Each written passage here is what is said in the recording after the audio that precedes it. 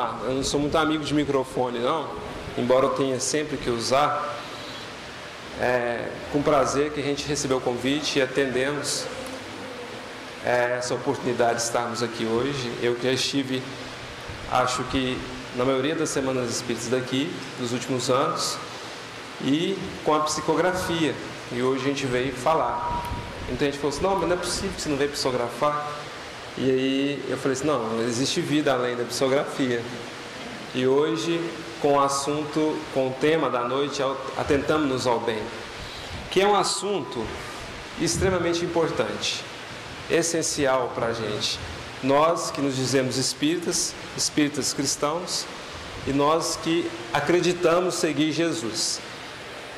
A maioria de nós, a gente tem essa atenção para o bem.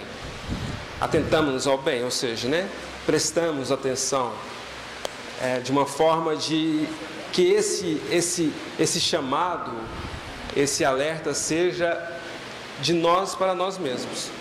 Porque o bem, ele sempre agrada, e agrada até os mais perversos dos homens. Deus permitiu que de algum tempo para cá eu tenha feito trabalho com ex-moradores de ruas e dependentes químicos. E a conversa com o judiciário, com a promotoria, é constante, semanal, com assistência social sempre. Então a gente está sempre lidando com as pessoas que a sociedade dizem bandidos, com o mal, diretamente ligado. Até a gente foi convidado agora a fazer um trabalho nas penitenciárias. E é incrível como o bem pode transformar a vida de alguém. Seja essa pessoa que ainda não descobriu o que é o bem de verdade, seja aqueles que ainda não descobriram isso, mesmo estando há anos, há décadas, dizendo seguir Jesus. E, como eu disse, o bem, ele é irresistível. Irresistível. Todo mundo que é tratado bem, não esquece jamais. Todo mundo que recebe uma parcela de amor, ele jamais esquece daquilo. É bem possível que todos nós tenhamos lembranças doces da vida. E as mais preciosas lembranças foram de momentos em que o bem estava estável, ou parecia estar estável em nossa vida. Esse bem que sentimos vieram de atitudes caridosas, de nossos pais, por exemplo. A gente nunca para pensar que nossos pais fazem caridade com a gente, de receber-nos na casa deles, de reencarnarmos naquela família. Então a gente tem sempre uma lembrança boa do bem. E o interessante é que nós não resistimos ao bem, nós cedemos. Ninguém resiste ao amor. Ao amor insistente, aquele que não quer nada em troca, verdadeiro, puro. É por isso que criaturas como Chico Xavier eram vistas sempre, e a metros de distância que uma pessoa aproximava dele, ela já sentia uma emoção tremenda. Nosso amigo Daniel Adibiá, por exemplo, morou em Uberaba durante um tempo, e ele ia todos os sábados, numa época que o Chico estava quase deixando de ir. Na verdade, o Chico já estava um pouco assim, afastado das reuniões. O Daniel ia sempre lá. E um dia ele foi, e o Chico estava atendendo um monte de senhoras de São Paulo. Umas madames chiques, sabe? Dessas parecem de Bambuí, cheia de anéis, de joias. Aqui em Bambuí as mulheres usam muito isso, usa? Antigamente usava joia mais, não tinha essa a popularidade das bijuterias. Então, assim, as mulheres andavam com aqueles anéis, aquelas senhoras, aquelas que vinham de São Paulo para visitar o Chico, que vinham gente de todas as partes. E o Chico beijava a mão de cada um, e estava à noite, estava desgastante, um velhinho de quase 90 anos, naquela época, beijando as mãos das senhoras. E alguém um dia disse para o Chico para ele parar com aquilo, porque estava ferindo a boca dele. Dele beijar nas pessoas, alguns estavam preocupados, porque um idoso Poderia pegar um vírus, às vezes a pessoa não lavou a mão direito, poderia passar para ele alguma doença. E sempre, naquela pressa, naquela multidão de gente em volta do Chico, as pessoas esbarravam e acabava que o dedo das senhoras, com os anéis, passava no lábio dele e acabava sangrando. Ele tinha que parar um tempo, tinha que ir lá fazer um curativo e voltar. E ele voltava insistentemente. E eles falavam assim: Chico, para de fazer isso. Ele falava assim: eu estou fazendo isso, beijando as mãos das pessoas, porque eu não posso ajoelhar e beijar os pés. Ele compreendeu o que é ser bom, o que é ser do bem. O Chico prestou atenção em cada detalhe na vida dele. Mas não foi assim sempre. O uso da referência de Chico, ele é usado sempre no movimento espírita como lição de grandeza, como lição de amor, de humildade, porque ele é um exemplo contemporâneo para a gente. A gente tem vídeo do Chico, é uma maravilha ter sido contemporâneo desse espírito grandioso. E é um dos exemplos de alguém que atentou-se para o bem, de alguém que acordou, que despertou para o bem. O mais interessante é que, bem possivelmente, o Chico não teve nenhum momento de paz nessa encarnação. Nós que reclamamos tanto, o Chico provavelmente não teve. Tanto é que já falou sobre isso. Ele disse assim que a paz que ele levava para as pessoas que ele consolava valia pela paz que ele nunca teve. Ele compreendia porque ele fazia sem esperar. Ele não conhecia aquelas pessoas que ele beijava a mão. Muito possivelmente, aquelas pessoas que ele beijou a mão nunca mais esquecerão daquela atitude de bem. Ou seja, o bem é irresistível. É possível que, se a gente estiver num país distante, vai que a gente vai lá para o Egito, né, visitar o Egito, chega lá, a gente tem algum problema gravíssimo lá, e a gente encontra a pessoa mais antipática ao nosso ver de Bambuí. Vai ser um conforto para a gente. Alguém que você conhece, a proximidade, a oportunidade do bem. Se essa pessoa fizer alguma coisa boa para a gente muda totalmente a impressão sobre ela.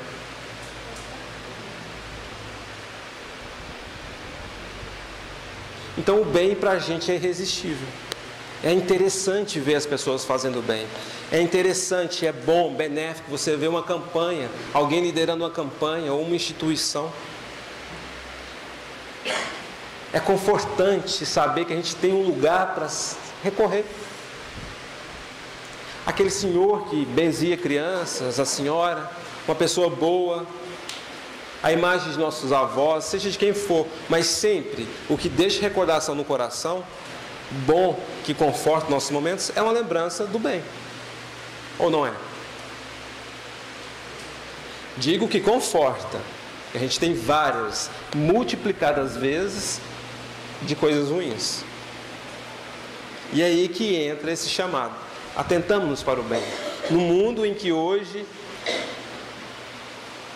a agressão passou a fazer parte de uma sociedade.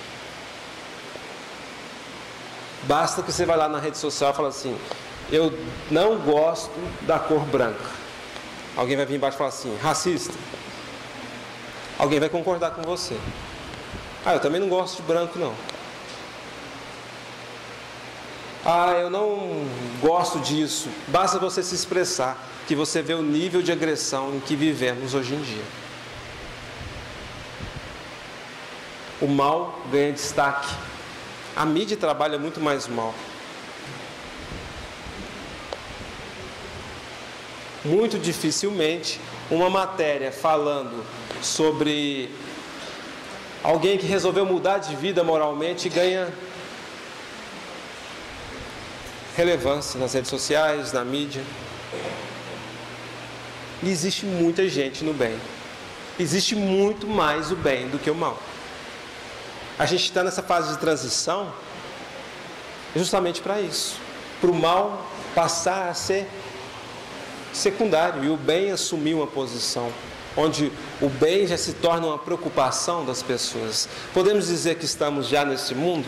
Não, mas estamos sacudidos para isso. Por isso o mal grita.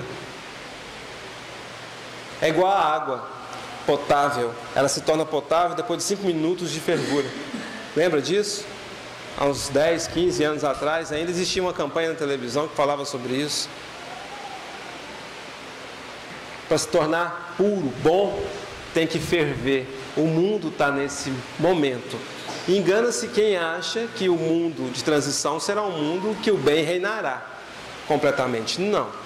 Está bem descrito isso no Livro dos Espíritos, e os Espíritos trabalham muito bem esses assuntos através de obras sérias. Mas o bem será a preocupação maior. Mas como não se preocupar? Como não se atentar ao bem se o mal não me agredir? Para mim ter níveis de comparação. Para mim entender o que é mal, o que é bom. Que são estágios diferentes que nós mesmos atravessamos. Quem aqui é santo aqui? Levanta a mão. Quer conhecer hoje um santo aqui? Nenhum? Vicente? Vicente é. Não tem ninguém aqui que não é. Ninguém.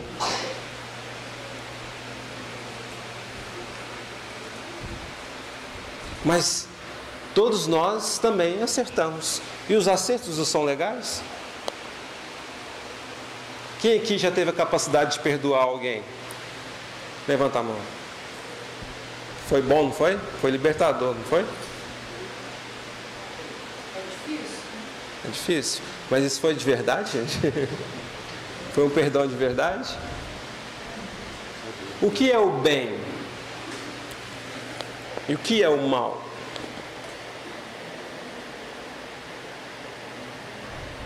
Para algumas pessoas, o bem deles é estar nesse momento em algum bar de Bambuí, tomando uma cerveja muito gelada, e depois saindo dali e fazer as chamadas farras que a gente fala, indo para algum lugar, cometendo adultério.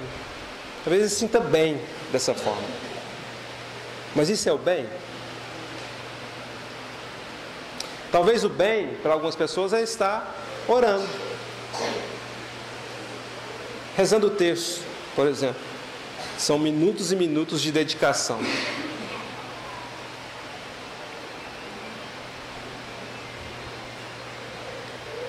Talvez o bem para essa pessoa é estar rezando o terço. Mas é o bem também?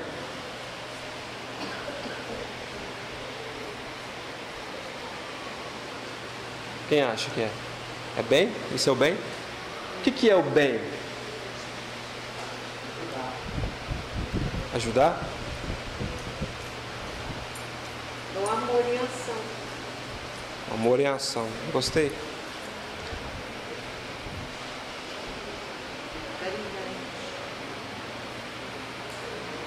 O bem é tudo aquilo que ilumina, diz Bezerra de Menezes através de Chico. Tudo aquilo que ilumina o caminho das pessoas. Ilumina, luz, que vem de luz do Evangelho. Ou seja, tudo que parte das virtudes que Jesus nos ensina. É o bem. É a atitude do bem. O que podemos considerar caridade. Mas o que é o bem de verdade para a gente? Porque aí a gente coloca outra palavra, estar, bem-estar. Você está bem, ou seja, você está confortavelmente numa situação. Mas nem por isso é bem. Irmão X relata através de suas obras inúmeras pessoas que pensavam que viviam bem e no bem e por bem, mas quando despertavam no plano espiritual, elas viam o fracasso das suas atitudes. Quer dizer que então a gente pode estar enganado, então, pensando que a gente está fazendo bem. Concorda? Mas como descobrir isso? Autoconhecimento? Uma das práticas mais difíceis e mais necessárias? O que a doutrina traz? Razão. A codificação kardeciana traz razão à religião, conjugada com a ideia da ciência e da filosofia juntos, dando capacidade a nós de poder entender sobre quem somos, de onde viemos e para onde vamos. As consequências das nossas atitudes. O bem, então, é o amor em ação, como diz a Sé.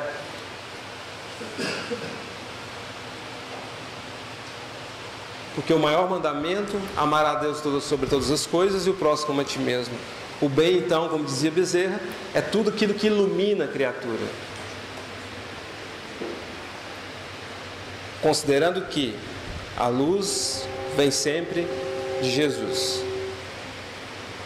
Estamos praticando o bem de verdade, então?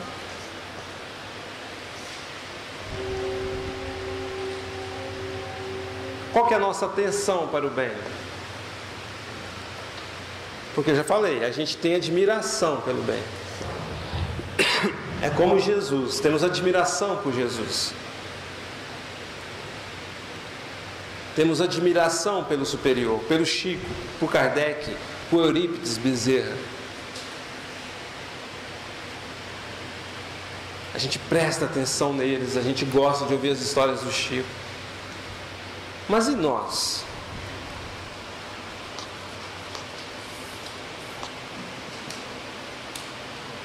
Estamos, talvez, feito crianças que se encantam com as historinhas que os nossos pais contaram à noite pra gente. Aquelas histórias assim, confortantes para o coração, que causam surpresa positiva. Por que nós não damos atenção nossa mesmo para o bem? Nós gostamos de ajudar. Por exemplo, eu vou lá porque na casa espírita eu vou ajudar a fazer a cesta. Eu não posso ir, mas eu vou mandar uma cesta básica. Reza para mim.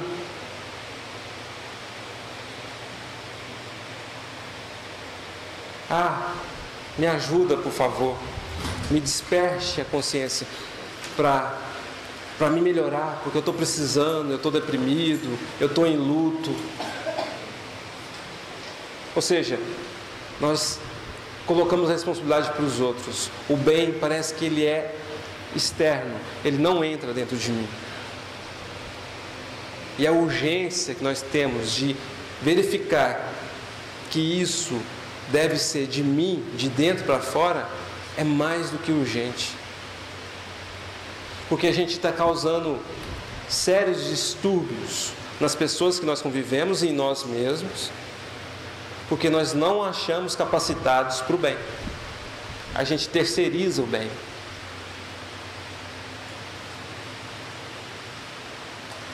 E a gente começa a colocar vírgulas, colocar motivos, exemplificar o que não pode ser exemplificado. Como, por exemplo, eu não tenho capacidade de perdoar. Não, eu sei que é importante perdoar, mas eu não quero pensar nisso agora.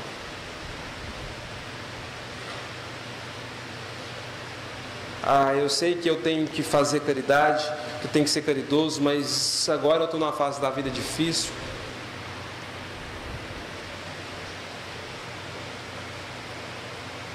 Mas eu admiro, mas eu não me atento para o bem. Eu não me dedico ao bem. E sendo que o bem, gente, não é obra, não são números. É questão íntima. É procurar se conhecer. Se conhecendo, procurar se reformar. É muito duro isso. É muito. Porque estamos transferindo culpas. O ano passado, foi mais ou menos nessa época, entre setembro e outubro. Aliás, foi nas vésperas do encontro do Instituto em outubro. E nas nossas reuniões, a gente sabe que os espíritos podem prever o futuro. Embora os espíritos não trabalhem com data. Mas pode existir sim, uma visão do futuro, podem nos aconselhar a situações que vamos passar no futuro. E por isso é muito interessante que às vezes você vai na palestra na segunda, na casa espírita, e quando é na quarta-feira acontece alguma coisa que está relacionada ao tema da palestra. E você fala, nossa, eu vi sobre isso. Na verdade não existe acaso, foi uma preparação. E o nosso grupo foi anunciado desde antes que a gente passaria por algumas situações nessa instituição no Instituto Espírita do Amor, e que nós íamos receber crianças. A primeira reação do grupo foi: mas como? Porque criança é tão complicado, né? É muito difícil mexer com criança perante a justiça. Quem trabalha aqui em ação social, quem é assistente social, sabe muito bem disso. E aí, quando foi nas vésperas do encontro de outubro, eu recebo uma ligação do CRAS de Pratinha, pedindo para mim abrigar uma avó e uma criança, essa criança, né, o neto e a avó, porque o namorado da avó, que não tem laço consanguíneo com a criança, batia na criança, espancava a criança, abusava da criança, e isso vinha acontecendo há 6 anos, desde que o pai dele desencarnou num acidente. A mãe tem problema mental e não pode cuidar da criança, a família cuida dela em outra cidade, no interior de São Paulo. Se eu podia abrigar a avó e a criança, eu abriguei. Falei: não, claro que eu posso, porque ele tinha sido preso em flagrante, agredindo a criança, mas estava sendo solto. Em 3 horas ele estaria em Pratinha, então a criança precisava de proteção. Não existe, infelizmente, na nossa região, os abrigos, as casas de acolhimento estão todas fechadas, as que existiam antes. Então, um instituto grande daquele jeito, pediram para mim abrigar ele. Abrigamos ele, e a criança chegou lá, Samuel, o nome dele, foi a primeira das 5 crianças que está no instituto hoje, chegou com a avó. 1 semana, 10 dias depois, a avó perdeu a guarda, e o juiz manda me chamar e pergunta se eu quero a guarda do Samuel. Porque uma criança de 10 anos, ninguém quer a guarda, não tinha ninguém na fila de adoção para pegar o menino, não tinha interesse. Não, vou ficar com ele sim, fico com ele. Esse menino tão simplesmente conheceu o lado mal da vida. De família pobre, mulato, ele cresceu numa sociedade em que ele via as crianças recebendo a visita dos pais e não tinha pai para ir, porque o pai desencarnou quando ele estava quase completando 4 anos de idade. Ele tinha só uma visão do mal, porque ele era abusado, ele era espancado. Ele não existia outra questão para ele, senão a violência. Ele não tinha como prestar atenção para as coisas boas. Era impossível. O que de bom que uma criança dessa tinha? Chegar da escola, depois de viver numa sociedade em que nós estabelecemos critérios para viver. Se você não tiver o sapato daquela marca tal, você está fora da moda. Se você está fora da moda, você não tem amigo. Se você não tem um celular muito bom, com a marca da maçãzinha lá, você não está integrado à sociedade. Ou seja, ele só tinha péssimas referências. Chegava em casa e ainda recebia abusos e espancamentos. Ele não conhecia nenhum lado. E quando ele chegou no instituto, ele parecia um galo de briga. Vocês já viram que as galinhas chocam? Vou mudar um exemplo. Aqui todo mundo tem uma tradição na roça, com certeza. E a galinha, ela corre da gente pra caramba, né? Você tá lá na roça, você vai tentar pegar uma galinha, você tem que correr pra valer. Mas se ela tá choca, você chega perto do ninho, ela te avança, ela te bica. Alguém já correu de galinha aqui? E o Samuel parecia essa galinha. Se mexesse com ele, ele estava agredindo. Aí ele começou a estudar numa escola fora da Pratinha, que ele é onde morava. E aí, na segunda semana que ele estava estudando, ele agrediu a professora, quebrou um filtro d'água e bateu em outras 2 crianças. A diretora me liga e fala assim: eu não quero esse menino aqui junto com ele. Aí eu já vi que ele ia sofrer. Eles não poderiam fazer isso, mas eu vi que ele ia sofrer muito lá. Você vai voltar para trás, você vai estudar em Pratinha de novo. E com o passar do tempo, com essa possibilidade dele estar convivendo com outras crianças, de estar verificando um trabalho em que um conjunto de pessoas fazem, o Samuel tem mudado muito. Mas o que mais me chamou a atenção é que esses dias eu fui conversar com ele e perguntei para ele por que ele está tão mudado. Por que você está mudando tanto assim? Porque eu não tenho que pôr de castigo mais para alguns motivos que eu colocava. E aí ele falou para mim assim que está descobrindo bem. Olha só que interessante. Porque eu estou descobrindo bem. 2 semanas antes, de vir para cá, há 2 semanas atrás, ele me falou isso. E aí eu fiz um comparativo. Será que a pessoa que ainda não descobriu a alegria de viver, como nós, muitas das vezes, é porque de fato a gente ainda não se atentou para o bem? Não prestamos atenção no bem? Mas o Samuel, ele lembra de vezes em que ele recebia a cesta básica, ele lembra das coisas boas da vida dele. Ele admirava isso, inclusive. Tem uma componente do nosso grupo que ele falou: uma vez ela foi levar a cesta básica lá para minha avó. Mas quando ele precisou, foi diferente. Quando ele experimentou, foi diferente. Passa mais ou menos 1 mês e meio. A gente dá assistência a morador de rua, a gente faz ronda toda noite. O pessoal de Campos Altos me liga e fala assim: tem um morador de rua com 2 crianças, uma menininha de 2 anos, a Aninha, famosa lá no Instituto, e o Pedro, de 7 anos. Pode mandar para aí? Pode mandar para o Instituto. Chegaram lá. O Pedro e o Samuel começaram a conviver. Olha que interessante. São irmãos hoje, né? Começaram a conviver, trocar experiências um com o outro, e cada um sabe das dores do outro. Por mais que eles brigam, como brigou esses dias todos, coisa de criança e de irmão, quem nunca brigou com o irmão? Todos os dois têm descobrido o bem. Eles têm experimentado isso. E o mais interessante é que são crianças, muito adiantadas, mas que começam então a pensar assim: por que isso está acontecendo? Reflexivos, começaram a experimentar, a dar atenção. E o mais interessante, presta atenção, você não pode fazer isso porque isso é ruim quando te acontece. Melhor forma de educar, que Jesus inclusive nos orienta: fazei ao próximo aquilo que gostaria que vos fizesse. E aí a gente começa a dar atenção para o bem, a tal ponto que, se nós realmente fôssemos fiéis ao bem, nós não incomodaríamos com coisa alguma. Mas nós ainda estamos ligados a telejornal que passa 3 horas explorando um caso de uma morte violenta. Nós nem lembramos o nome da vítima. Nós temos raiva do agressor, do assassino. Nós temos tristeza pela situação que aconteceu, mas nós nem lembramos sequer de uma oração para a vítima. Movidos pelo mal, estamos dando atenção para o mal. Se chega algo no nosso celular, a gente nem verifica se é verdade. A gente nem verifica se aquilo vai fazer bem a alguém. As fake news hoje em dia.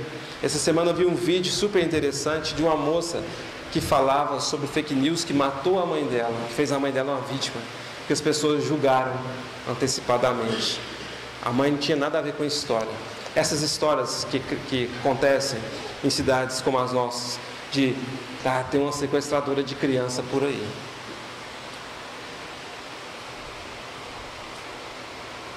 Nós damos atenção para o mal. Se nós passamos, aonde quer que vamos aqui em Bambuí, a gente sempre vai olhar alguém e vai ter uma referência negativa na maioria das vezes. E atentar-se para o bem é mudar essa visão, é mudar a visão de tudo na nossa vida. É você chegar no fim do dia e seu dia foi cheio de acontecimentos trágicos e você falar assim: nossa, mas eu posso aprender muito com isso. É você mudar a forma como você trata a vida. É começar a ter mais gratidão do que pedir demais, do que suplicar demais. É você pensar assim: meu serviço é horrível, eu ganho pouco, eu trabalho muito, mas graças a Deus eu tenho um trabalho. É você mudar a visão das coisas. Qual que é o lado positivo que existe em cada coisa? Em cada situação que acontece na vida, são inúmeros lados positivos, não é um só não.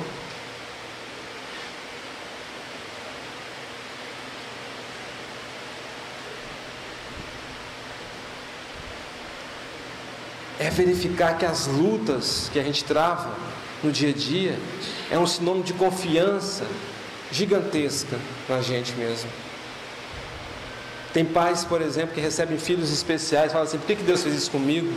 Nossa, porque Deus te confiou uma tarefa dessa, hein? Um espírito nessa condição, e você é o pai, você é a mãe. É falar para as mães que perderam filhos, falar assim: nossa, você é uma guerreira, você está passando por uma das piores dores no mundo, é porque tem muita coisa boa te esperando depois disso. É começar a verificar o lado positivo, mesmo que pareça que não há.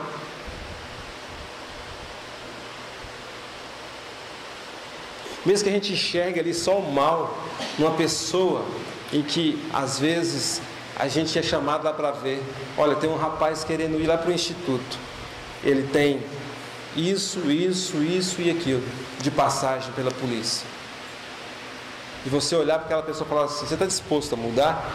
Estou disposto a mudar, então vamos. Hoje é dia de ação em Campos Altos, sempre os internos vão, eles voltam todos emocionados, porque eles veem que existem pessoas lá que não tem nada para comer em casa, não tem um móvel sequer em casa, talvez gastou tempo para verificar daquela forma, talvez a gente vai gastar tempo, mas sempre a intenção é o caminho do bem, não outro. Todo mal, de certa forma, vem para um bem maior. Há males que vêm para o bem. Aí a gente lembra desse velho ditado.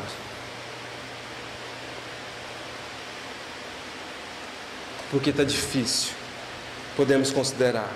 A gente olha para um lado, tem a família inteira brigada por causa de política. A gente olha para um outro, está acontecendo tragédia demais. Olha para frente, aí eu tenho medo do futuro. E aí a gente vai esquecendo de Deus, vai esquecendo das promessas de Jesus. A gente acredita em tudo que é de ruim, menos nas coisas boas que Deus nos promete. Diante do bom comportamento, diante da busca da reforma íntima, o quão é esperançoso ler o livro dos Espíritos, o quão é esperançoso viver de certa forma. A vida tem aspecto negativo para todos os lados, mas o quanto é generoso Deus conosco nesse mundo, um mundo em que nós temos a Serra da Canastra aqui pertinho, água pura para beber, um mundo que oferece a oportunidade de evolução, de podermos conviver em conjunto, de praticarmos o bem, de estarmos nesse momento numa casa espírita. Só que, infelizmente, a gente só faz essa reflexão nos momentos de aperto e a gente continua dando atenção para o mal.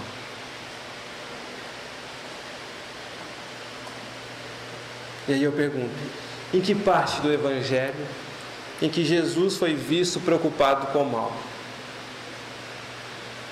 Tem alguma, Gabriel?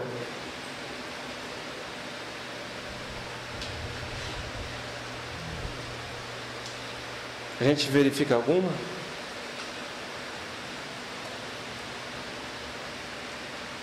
Em que momento Madre Teresa de Calcutá parou de trabalhar porque tinha 2 jornalistas ingleses que perseguiam ela? E é possível que você for lá no YouTube e procurar assim, Madre Teresa de Calcutá, e colocar alguma coisa difamando ela, você vai achar. Teorias da conspiração, enquanto a mulher somente fez o bem nas ruas de Calcutá. Quem acha que a vida do Chico foi fácil, precisa ler As Vidas de Chico Xavier, de Marcelo Souto-Maior. E daí a gente começa a ter uma preocupação. Mas peraí, quer dizer então que fazer o bem faz mal? Por que Chico sofreu tanto? Por que irmã Dulce gastou dias para desencarnar numa UTI com problema pulmonar? Por que Madre Teresa era perseguida? E mais intimamente, por que Deus me persegue? Eu rezo direto, eu sou uma pessoa boa, nunca fiz mal para ninguém. Meu filho morreu de acidente, o outro se matou, aconteceu uma tragédia na minha família.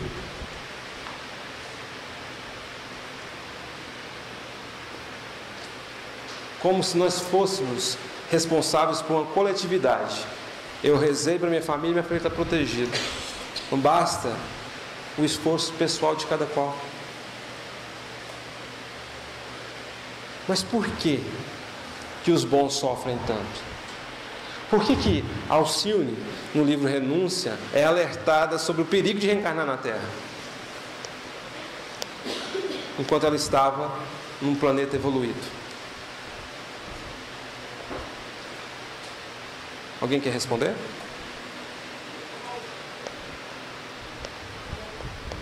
Amor? Mas o que tornava tão perigoso assim?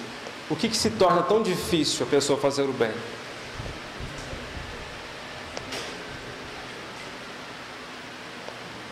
Porque nós estamos num planeta de provas e expiações, onde o mal predomina. E quem que vai fazer a mudança do mundo? Vai ser um estalar de dedo de Deus? Ou será que nós estamos recebendo orientações para a gente começar a fazer isso?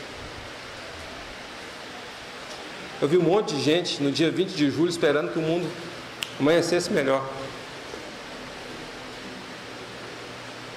acreditando numa suposta data. Quem que vai fazer o mundo melhor?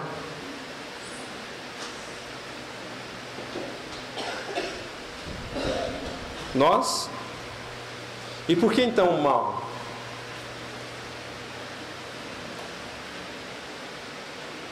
Para despertar o bem. Interessante, né? Então a gente tem que parar de mistificar as coisas. O mundo não está tão péssimo assim. É nós que estamos muito maus. Nossa, mas você fala assim, e essa violência? Mas e a violência que nós damos como educação? Nós. E as reprimendas que nós temos? Nossa, mas o mundo tem doenças incuráveis, o câncer está matando muitas pessoas. E se nós prestássemos atenção numa pesquisa da Associação Médica Espírita, e é o pessoal de Uberlândia que divulgou isso, que quase 90% dos cânceres, eles não são kármicos. Isso é provado cientificamente. Que a maioria dos cânceres vem da má alimentação, da má qualidade de vida, nessa própria vida, e não de outra. Nossa, mas está tão difícil, porque está todo mundo, parece que só pensa nas drogas, no álcool. Mas qual o tipo de oferta que eu ofereço para alguém parar? Qual o sentimento que eu tenho para com essas pessoas? Qual o esforço que eu faço para motivar alguém a modificar?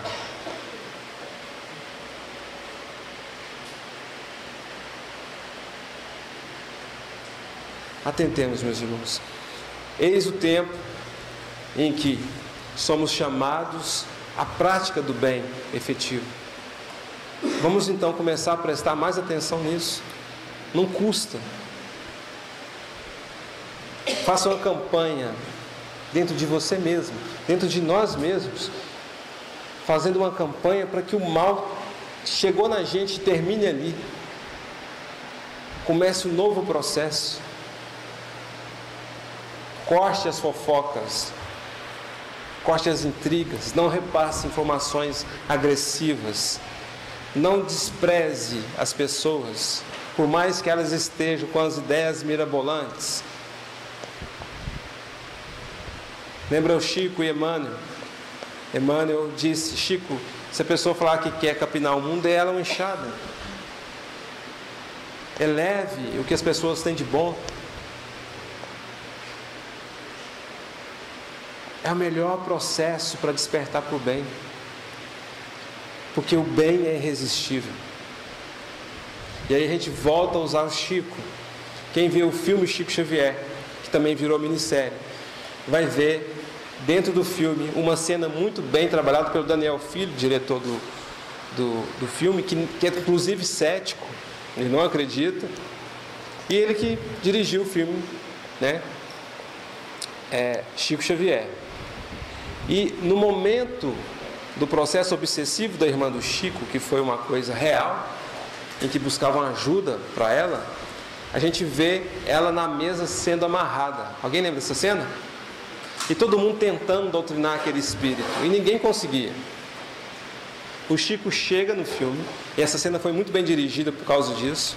O Chico chega, a irmã obsidiada, ele conversa com o espírito, e ele vai falar para o espírito assim: perdoa ela, meu irmão, ela também tem família. O diálogo era diferente. Não vai adiantar chegar nos nossos filhos, nossos pais, nas pessoas difíceis, e falar assim: dá licença, você não vale nada. É diferente o diálogo. Você é uma pessoa boa, você tem capacidade. E o Chico conversou com o obsessor dessa forma: perdoa ela tem família. Ele falou com amor, ele foi direto ao bem, ele fez o bem nascer na pessoa. E nós o que fazemos no dia a dia? Fazemos o mal. Você ficou sabendo que a fulana falou de você? Não sei por que você confia naquela pessoa.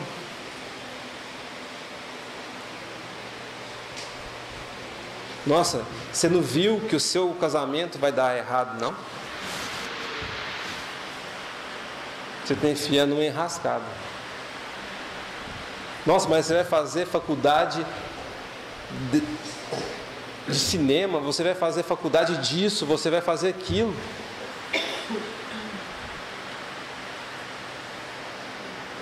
O que mais vemos nas pessoas que estão com depressão profunda é a falta de entendimento, de compreensão de quem está do lado. Porque é justamente isso, existe um motivo para a gente culpar os deprimidos. E a gente está no Setembro Amarelo, e vamos lembrar que o ano inteiro a gente tem que combater o suicídio, e todo ano a gente tem que ouvir o amigo que está deprimido. Só que a gente tem que ouvir, há uma esperança que abraça, e não uma voz que condena, que arruma solução. Ah, mas você está depressão mesmo, porque você faz isso. É experimentar algo diferente, é, de fato, prestar atenção no bem. É começar a fazer esse trabalho.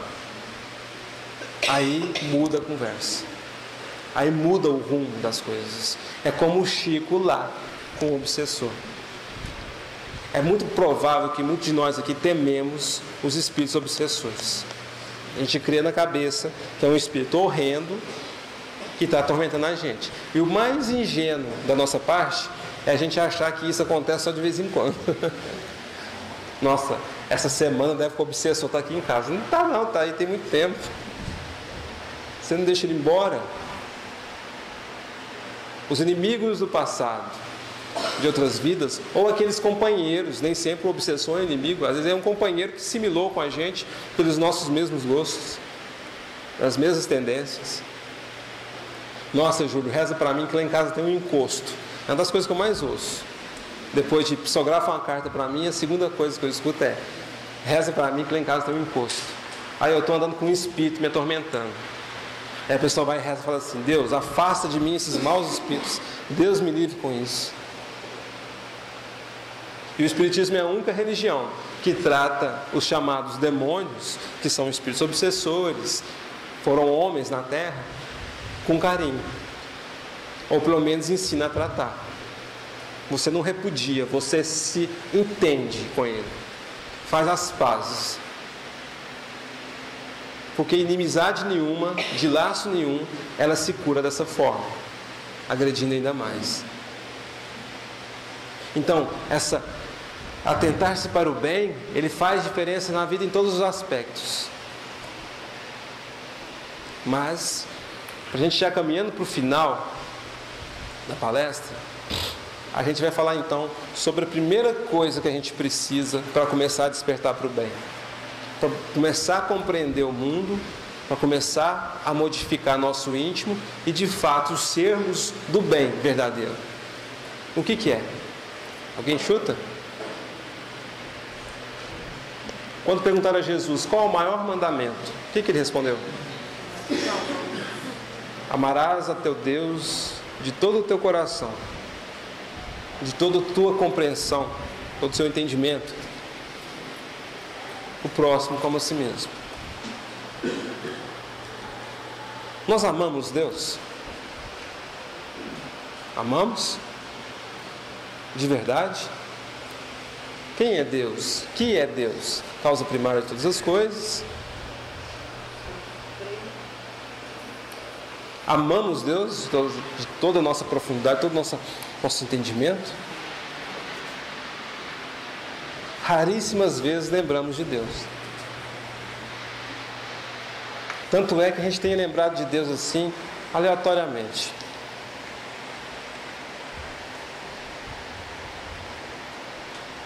Quanto tempo a gente dedica para falar com Deus por dia?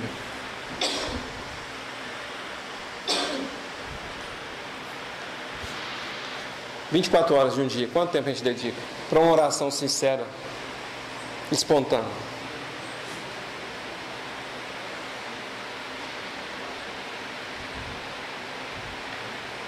Entre conversa de criatura para criador, quanto tempo a gente dedica por dia para falar com Deus? A gente, muitas das vezes, a gente acredita em Deus. Amar a Deus é uma coisa diferente. Ter fé é outra questão. Acreditar e ter fé são coisas diferentes. Eu acredito que Deus exista, mas a minha relação com Deus pode ser que não seja positiva. Principalmente se eu vivo culpando Ele pelas coisas que eu faço por merecer. Ou seja, das minhas colheitas, dos meus plantios. O que é a primeira coisa então para restabelecer o bem? Para a gente verdadeiramente despertar para o bem? É conhecer aquele que é o reino supremo do bem, que é Deus. Mas, sem essas pazes que fazemos com Deus, como é possível dar encaminhamento a todas as outras coisas? Não é possível. Nós culpamos Deus, nós esquecemos de Deus, nós não entendemos Deus e nem queremos entender. A gente acha que por Deus ser supremo em tudo, nós estamos sem necessidade nenhuma de conversar com Deus. Mas o mais interessante é que esse conversar, esse orar, como Jesus fazia, se recolhia e orava, ele pensava no Pai Criador. Ele sabia que tudo vem de Deus. Ele se recolhia para aquilo. É um momento único que a gente tem que ter. É elevar nossos pensamentos. É pensar em tudo que nós estamos vivendo, estamos necessitados. E o que Deus pode nos auxiliar na compreensão.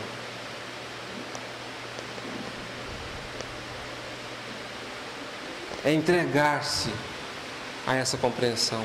É estudar o que Deus quer de mim. É pensar no que fazemos, o que agradamos ou desagradamos ao olhar divino.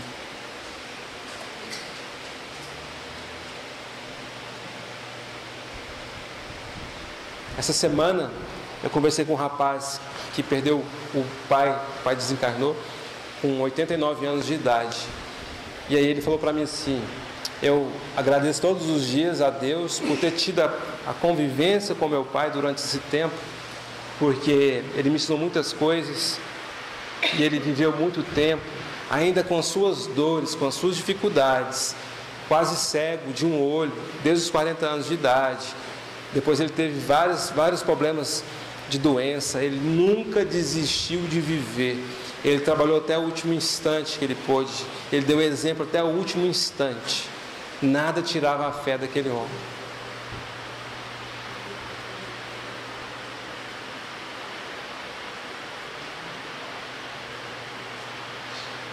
Nada. Ele raciocinava com ele mesmo, falava assim: isso é porque eu preciso passar, isso me aprimora. É como a poda de uma árvore. Ele precisou cortar o braço e ele falou para o filho: é como a poda, isso aqui vai brotar para outra coisa. Eu estou passando por isso, mas isso quer dizer alguma coisa para a minha vida. Isso é confiar em Deus. É você pegar um diagnóstico de uma doença grave e pensar assim: isso aqui quer me ensinar alguma coisa.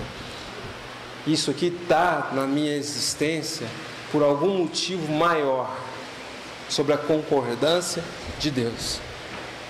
mas para melhoria minha. Eu preciso passar por isso como alguém que vai espalhar o bem, ao invés de revolta, de lágrima, de angústia. E é isso que tem despertado inúmeras e inúmeras pessoas para o bem. É isso que talvez vai mudar a cabeça de um garotinho de 10 anos, fez 11, que vai olhar para a vida e falar assim: o bem vale a pena. O mal é só uma fase, passou, acabou. Eu preciso agora me atentar para o bem, eu preciso ser um homem bom. É olhar para um Senhor que fala: tudo que eu passei de ruim, perdi inúmeros filhos, passei por vários problemas de saúde, mas isso fez de mim um homem melhor. Estou indo embora dessa terra, mas com dignidade. É você começar então a perceber que o filho que você perdeu, entre aspas, a vida física, você pode fazer daquilo ali uma campanha. Foi para o suicídio? Por que você não começa uma campanha anti-suicídio? Por que então você mesmo não começa a falar coisas melhores para as pessoas?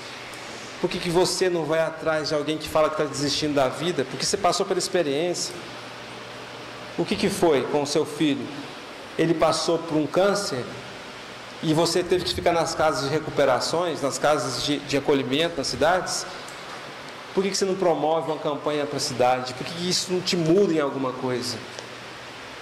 Você não conviveu bem com sua família, seu pai e sua mãe desencarnou e você não estava bem com eles?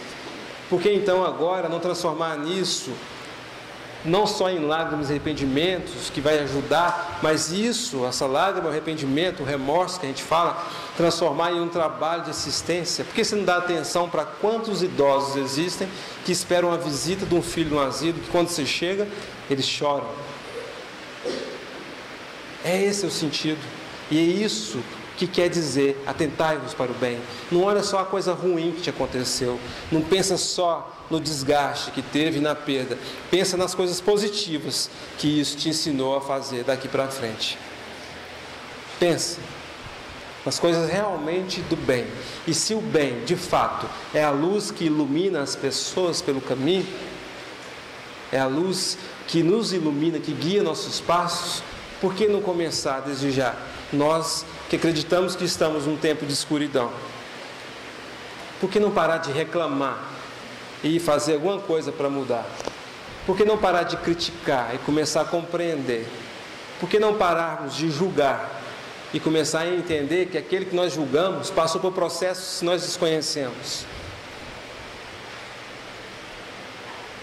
Por que o bem está demorando tanto? Mesmo a gente sabendo que ele é essencial, que em todas as religiões coloca o bem como critério de salvação. E o Espiritismo acaba por concluir: fora da caridade não há salvação. Por quê? Não começamos desde agora? Porque um dia, vai demorar milhares de anos, nós estaremos no mesmo estágio que o Chico Xavier está. Vamos passar por isso, vamos evoluir até chegar a esse ponto. Um dia nós vamos olhar para trás e falar assim: ó, tudo valeu a pena. Aquele tanto de encarnação que eu tive, complicada, talvez eu demorei mais, porque eu demorei a acordar, demorei a assumir meu lado, demorei a ter humildade para reconhecer meus erros. Mas por que isso não pode ser agora? Porque o bem está aí, tão simplesmente urgente para as nossas atitudes. E ele estando dentro da gente, que é o importante, que Jesus não pode estar do lado da gente, tem que estar dentro da gente, é que a gente vai começar então a compreender o quanto a vida é bela, o quanto a oportunidade de viver, o quanto a oportunidade de lutar, ainda com tantas dificuldades, é importante. Por isso que a gente não pode desistir, porque o bem é que vai mudar tudo.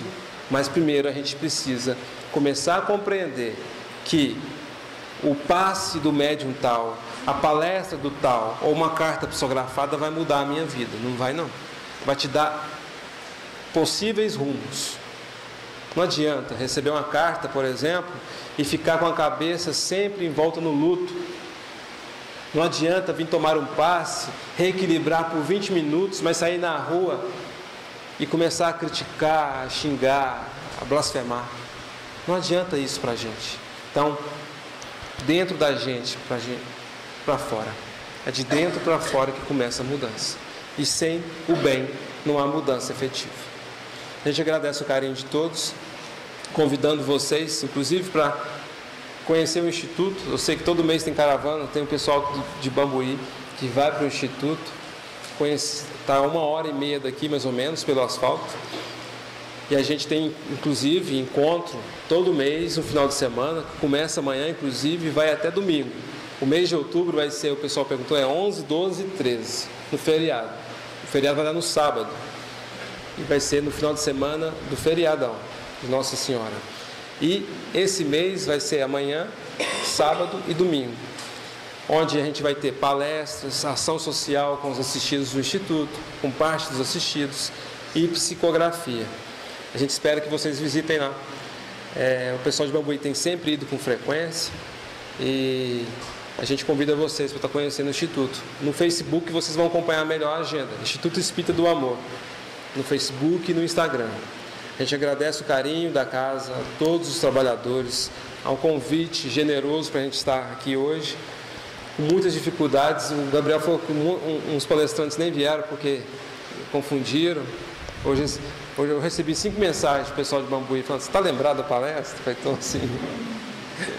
E é muito bom estar aqui. Todo setembro a gente está aqui. E esse mês muito importante em que é divulgado a luta, né, contra o suicídio, na prevenção do suicídio. É muito bom estar aqui com vocês todo ano, nessa data. Eu não sei se vocês vão me chamar para a próxima. A próxima já está marcada, inclusive, né? Se eu não tiver desencarnado até lá. Mas a gente vai estar aqui com prazer. Mas enquanto isso, visitem o Instituto, vão lá conhecer o trabalho, vão conhecer os nossos internos, ver como funciona o trabalho, e a gente ficará muito grato com a visita de vocês. Muito obrigado, boa noite e Deus os abençoe.